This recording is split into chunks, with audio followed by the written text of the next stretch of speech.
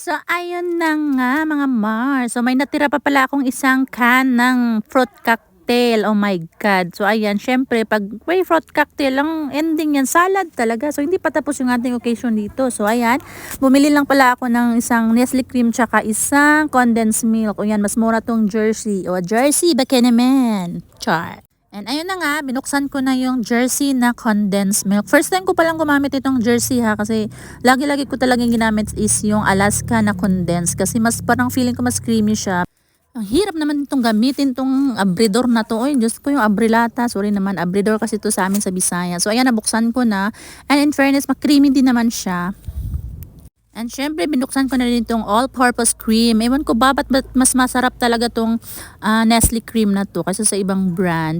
Ayan, ganyan din ba kayo mag-open ng Nestle cream? Talagang fina-flat ko pati yung puwet ng anuhan niya. So, ayan, nilagay na natin yung fruit cocktail. Ayan, kasi nauna ko na pag-mix to habang nag-aantay doon sa ating macaroni, elbow macaroni. So, ayan, sinunod ko na din yung condensed milk. Ayan, syempre, simutin natin yan. Ang mahal pa naman ng bilihin ngayon. And next, lagyan na natin ang all-purpose cream natin, syempre. O, diba? Pag ginanyan mo pagka-flat, o, diba? Said na said talaga. So, kailangan talaga nating simutin yan. Oy, Diyos ko. Sobrang mahal na ng mating bilihin ngayon. Diyos ko, 78 na yan dito sa amin. Dating 38 lang yan. Ngayon, 78 yan. Diba? Ang laki-laki ng ano.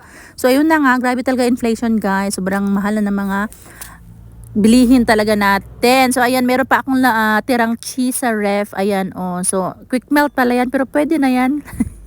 So, ayan, tira ko yan doon. Nag-bake mac ako nung New Year. So, nilalagay na din natin. Kumuha lang ako ng konti para medyo may cheese naman sa atin. Masarap din naman siya kahit kahit quick melt siya. Hindi naman siya talaga pang 'di ba, pang salad o pang talaga yan siya, pang bake, mga ganon, o 'di ba? So, hinihiwa-hiwa ko lang din ng cubes na ganyan. So, may natira pang apple na galing dun sa 13 fruits natin kasi kinain na namin yung mga nahihinog na ng todo. So, may isa pang natirang apple, may green sanang kasama yan kaso hindi ko na sinali kasi medyo maasim yung green na nabili ko. So, ayan, cubes ko lang din maliit tapos binalatan ko pala siya para makain talaga lahat. So, nakakain naman yung balat pero hindi namin, mas prefer namin yung walang balat talaga. So, ayan, cubes lang din yan tapos halu-haluin.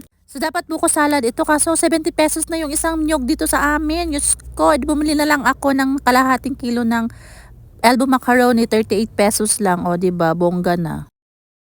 So, ito na, pinakulo ko na yung elbow macaroni. So, before that, kasi ang tagal diyang maluto.